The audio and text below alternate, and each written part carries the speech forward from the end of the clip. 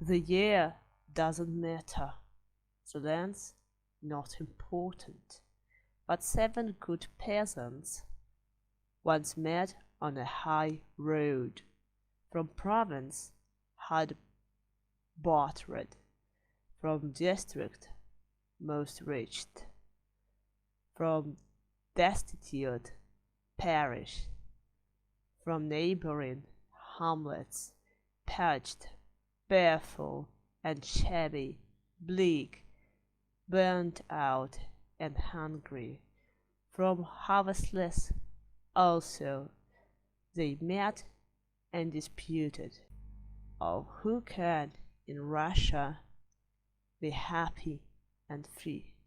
Luka said the Pope, and Roman the pomещик, Demian the official, the round-bellied merchant, said both brothers Gubin, Mitrovdor and Ivan, back home, who'd been lost in profoundest reflection, exclaimed, looking down, "'Tis his lordship, his most mighty highness, the Tsar's chief adviser, and prophesied the Tsar. Like bulls are the peasants, one's folly is in them. You cannot dislodge it, although you should beat them with stout wooden clutches. They stick to their folly, and nothing can move them. They raised such a clamor that those who were passing thought, surely the fellows have found a great treasure and share it among them."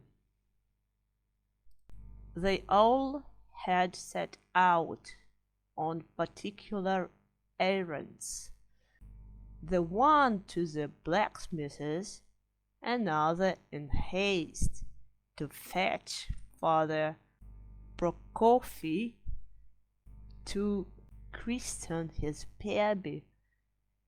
Pahom had some honey to sell at the market. The 2 brothers Gubin were seeking a horse which had strayed from their herd. Long since should the peasants have turned their steps homewards, but still in a row they are hurrying onwards, as quickly as though the grey wolf were behind them.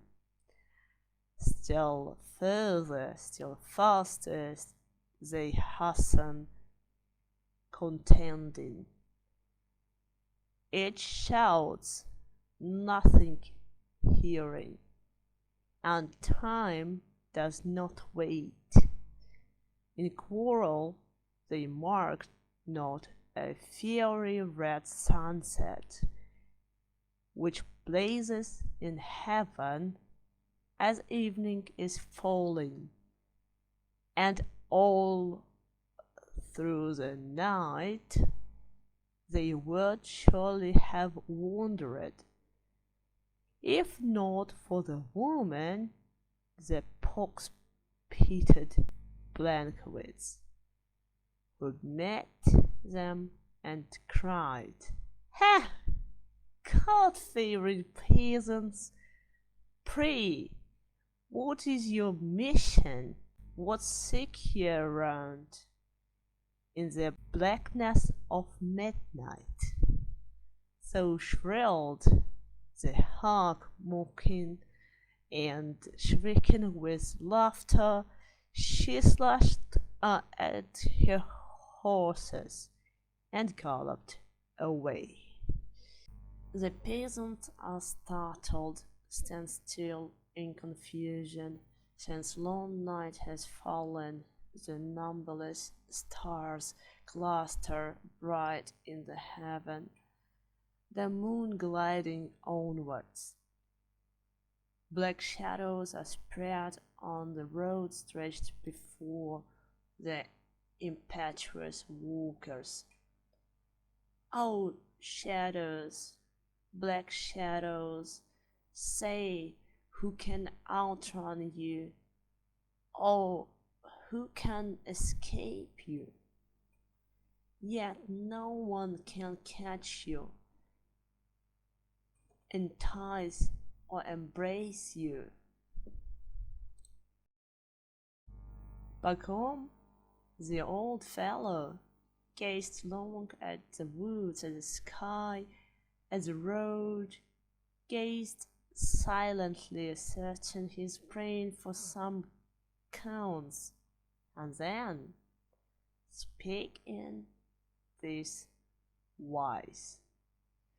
Well, the wood devil has finally bewitched us. We wandered at last 30 versts from our homes. We all are too weary to think of returning tonight. We must wait till the sunrise tomorrow. Thus, blaming the devil, the peasants make ready to sleep by the roadside.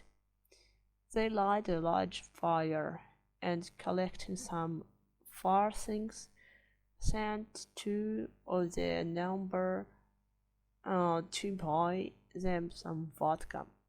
The rest cutting the cups from the bark of the birch tree. The vodka's provided, black bread too, besides, and they all begin feasting. Each munches some bread and drink 3 cups of vodka. But then comes the question of who can in Russia be happy and free. Cries the Pope, and Roman the pomeshchi, and Prof shouts the Tsar, and Demyan the official, the round-bellied merchant, both brothers Gubin, Mitrodor, and Ivan. Bakom shrieks his lordship, his most mighty highness, the Tsar's chief advisor. The obstinate peasants grow more and more heated, cry louder and louder, swear hard at each other. I really believe they'll attack one another. Look, now they are fighting. Roman and Pacom close. Demyan clouds Luca, while the 2 brothers Gubin are drawing fat pub, and they all shout together.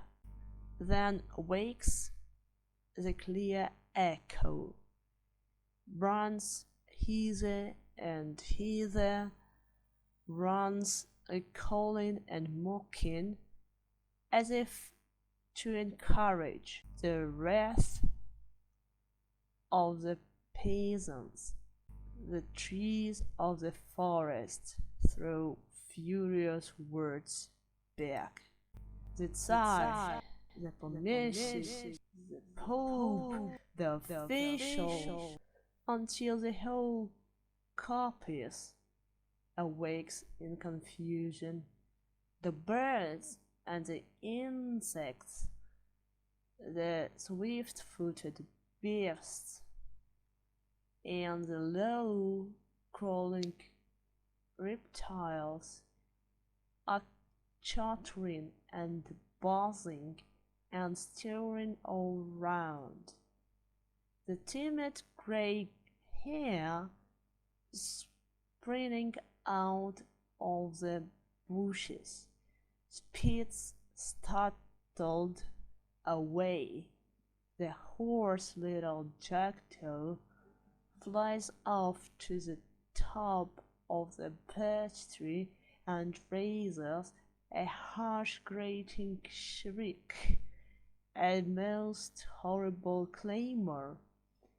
A weak little peasant falls headlong in terror from out of its nest, and the mother comes flying in search of her fledgling. She twitters in anguish. Alas, she can't find it. The crusty old cuckoo awakes and bethinks him to call to a neighbor. 10 times he commences and gets out of tune, but he won't give it up. Call, call, little cuckoo, for all the young cornfields will shoot into ear soon, and then it will choke you, the ripe golden grain, and your day will be ended. From out the dark forest fly 7 brown owls, and on 7 tall pine trees they settle themselves to enjoy the disturbance. They laugh, birds of night, and their huge yellow eyes gleam like 14 wax candles. The raven, the wise one, sits perched on a tree in the light of the fire, praying hard to the devil that one of the wranglers at least should be beaten to death in the tumult.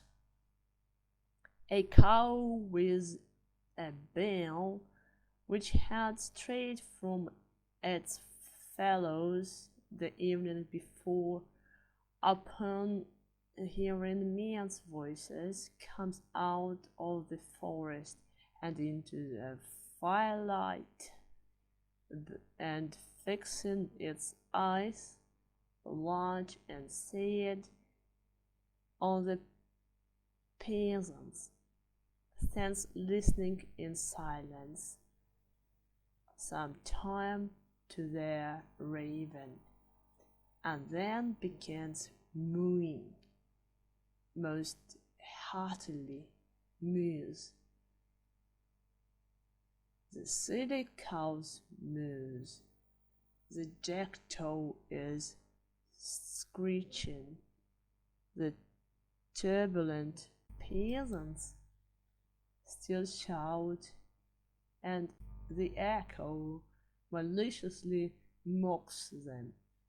The impudent echo, who cares for mocking and teasing good people, for scaring old women and innocent children, though no man has seen it. We've all of us heard it. It lives without body. It speaks without tongue.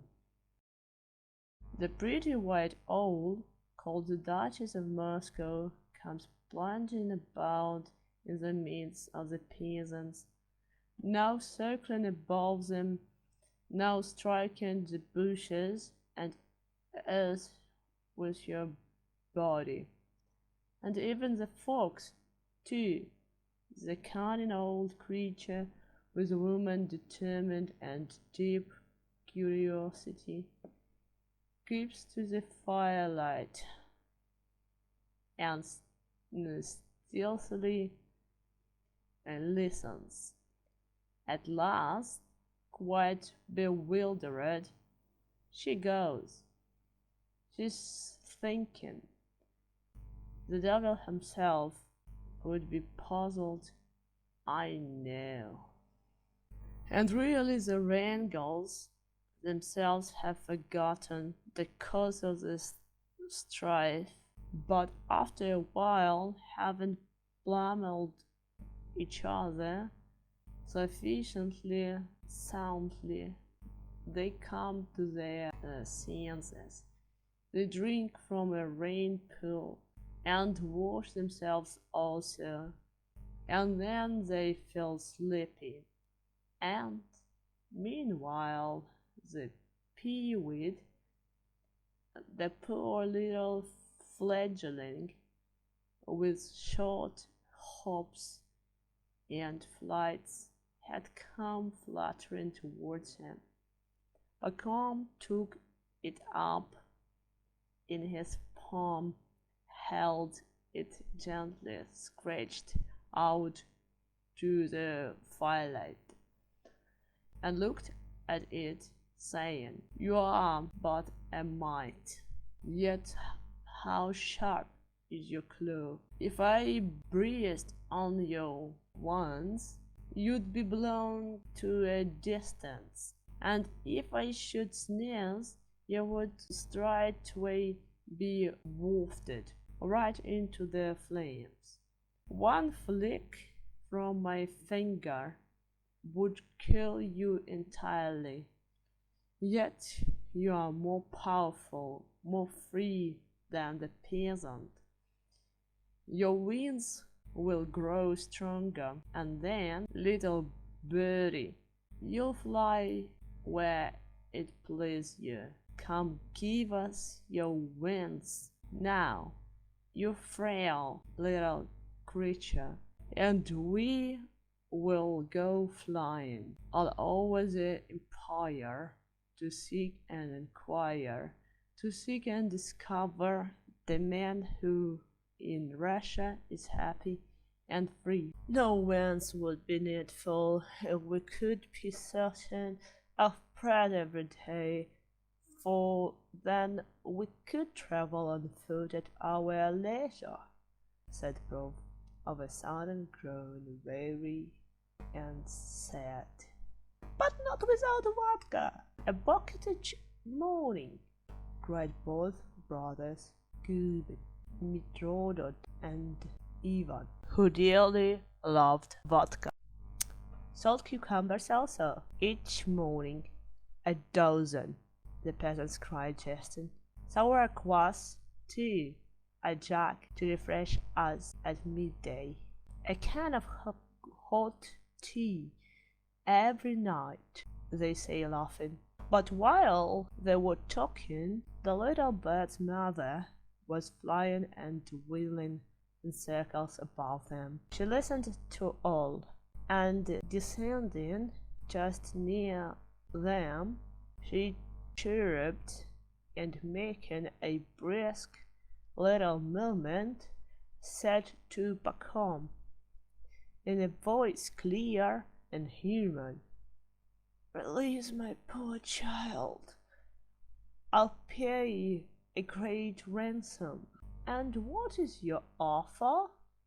"A loaf each a day, and a bucket of vodka. The salt cucumbers also, each morning a dozen, at midday sour kvass, and hot tea in the evening." "And where, little bird?" asked the two brothers Gubin. "And where will you find food and drink for all seven?" "Yourselves you will find it, but I will direct you to where you will find it." "Well, speak. We will listen."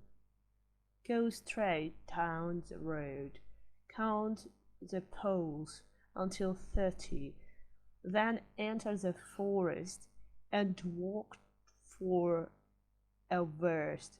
By then you'll have come to a smooth little lawn with 2 pine trees upon it. Beneath these 2 pine trees lies buried a casket, which you must discover. You need but say softly, "O napkin enchanted, give food to the peasants." At once, at your bidding, through my intercession, the napkin will serve you. And now, free my child. Pacom then spread open his palm, wide and spacious, releasing the fledgling, which fluttered away to a hole in a pine tree. The mother who followed it added departing, "But one thing, remember, food salmon at pleasure, as much as you fancy, but vodka no more than a bucket a day. If once, even twice, you neglect my injunction, your wish shall be granted. The third time, take warning. Misfortune will follow." The peasant set off in a file down the road, counted the poles until 30 and entered the forest, and silently counting each footstep, they measure a verst as directed. They find the smooth lawn with pine trees upon it. They take out together and soon reach the casket. They open it. There lies the magic white napkin. They cry in a chorus, "O napkin enchanted, give food to the peasant. Look, look, it's unfolding. The hands have come floating from no one sees where. Place a bucket of vodka, a large pile of bread on the magic white napkin, and dwindle away. The cucumbers, tea, and sour kvass, where are they then? At once they appear. The peasant loosens their waist belts and gather around the white napkin to hold a great banquet. In joy they embrace one another and promise that never again will they beat one another without sound reflection, but settle their quarrels in reason and honor, as God has commanded, that naught shall persuade them to turn their steps homewards, to kiss wives and children, to see the old people, until they have settled for once and forever the subject of discord, until they've discovered the man who in Russia is happy and free. They swear to each other to keep this, their promise, and daybreak beholds them embosomed in slumber, as deep, as dreamless as that of the dead.